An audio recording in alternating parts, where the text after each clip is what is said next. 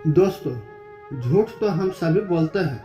कुछ लोग ज़्यादा बोलते हैं, कुछ लोग कम बोलते हैं। लेकिन आपको किसी का भी झूठ पकाना है तो वीडियो पूरा देखें। अगर आप पूरा नहीं देखेंगे तो आप ऐसे ज्ञान से वंचित रह जाएंगे जो आपको जीवन में बहुत काम आएगा।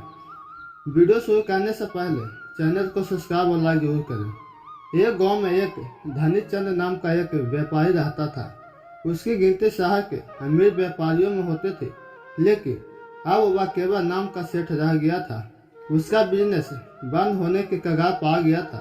बिजनेस में बहुत घाटे की वजह से उस पर लोगों का बहुत ज़्यादा कर्ज पड़ गया था। उसके दिन अब गरीबों की तरह कट रहे थे और उसके हालात का कारण उसका स्वभाव था। वह बहुत ही शांत स्वभाव का व्यक्ति था। वह दूसरों की बातों पर बहुत जल्द यकीन कर लेता था, इसलिए उसे मूर्ख बनाना बहुत आसान था। चतुराई उसके अंदर थी ही नहीं। लोगों ने उसको सरल स्वभाव का फायदा उठाकर उसे इस हालात में पहुंचा दिया था। उसका बिजनेस बंद के कगार पर आ चुका था। धनी चंद सेठ इस चालाक लोगों की बातों को समझ नहीं पाए, लेकिन अब वह अंदर से टूट चुका था।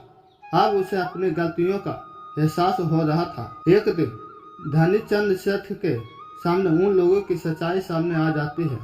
वह सोचता है कि जिन लोगों को वह अपना समझता था, उन लोगों ने ही उसे धोखा दिया है। जिस कारण सेठ हमेशा अपने हालात के बारे में सोचता और खुद को कोसता रहता। अब उसके दिन बहुत तनाव वाले और उदासी के साथ बीत रहे थे। उसकी पत्नी अक्सर उसे झगड़ा करती रहती।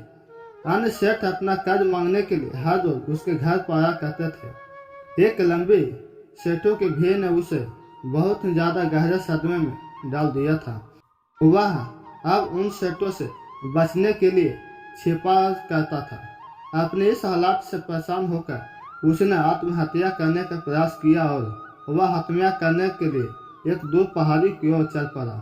रास्ते में उसे एक महात्मा की कुटिया दिखाई दी। कुटिया में बहुत शांति और सुकून था।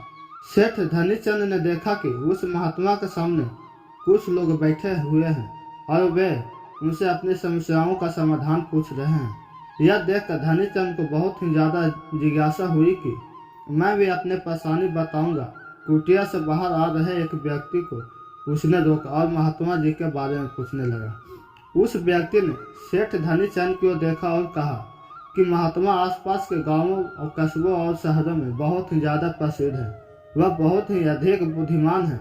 वह लोगों की बड़ी बड़ी समस्याओं को चंद मिनटों में सुलझा देते हैं। वह लोगों के मन की बात जानने और उसके झूठ को पकड़ने में माहिर है, क्योंकि उन्होंने मानव स्वभाव के बारे में गहराई से अध्ययन किया है और इसके समझने में उन्होंने महारत हासिल की है। वह किसी को भी अपनी बातों पर सहमत करने के लिए चुटकियों में सहमत कर लेते हैं, इसलिए उसे चतुर बाबा के नाम से भी जाना जाता है। वह व्यक्ति सेठ धनीचंद की ओर देखकर कहता है, अगर आपको भी कोई समस्या है तो आप उनसे समाधान पूछ सकते हैं। यह कहकर वह व्यक्ति वहां से चला जाता है। इसके बाद वह सेठ चुपचाप लोगों की भीड़ में बैठ गया और अपनी बारी आने का इंतजार करने लगा।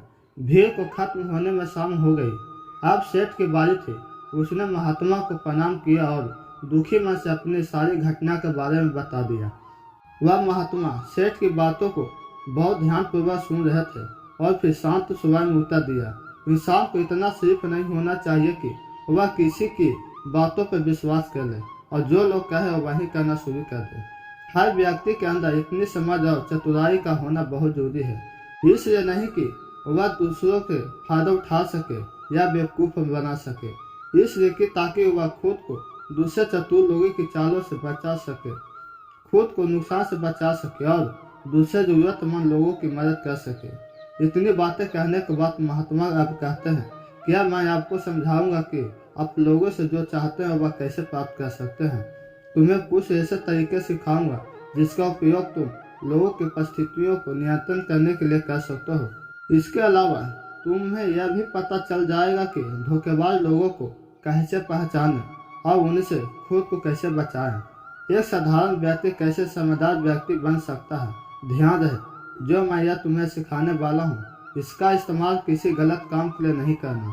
लेकिन अपनी और दूसरों की सुरक्षा के लिए उपयोग करना। बस मेरी बातों को यह ध्यान से सुन लेना।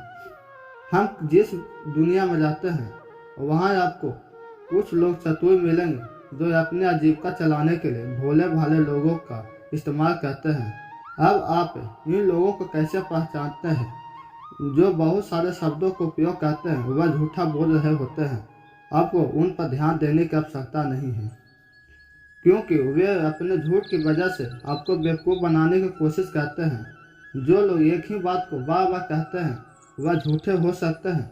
ऐसे लोग कई उदाहरण देते हैं ताकि आप उनकी चिकनी चुमुनी बातों पर भरोसा कर सकें। जिस व्यक्ति से आप बात कर रहे हैं उससे जानने की असली तरीका यह है कि आपको वह जो कुछ भी कहते हैं उसे एक बार जरूर सोचें।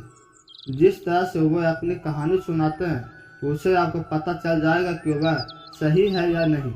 दूसरी बात, यदि आप किसी ऐसे व्यक्ति को जानते हैं जो दूसरों से झूठ बोलता है तो आप उस पर कभी भी भरोसा न करें, क्योंकि जो व्यक्ति दूसरे से झूठ बोल सकता है वह निश्चित रूप से आपसे भी झूठ बोलेगा।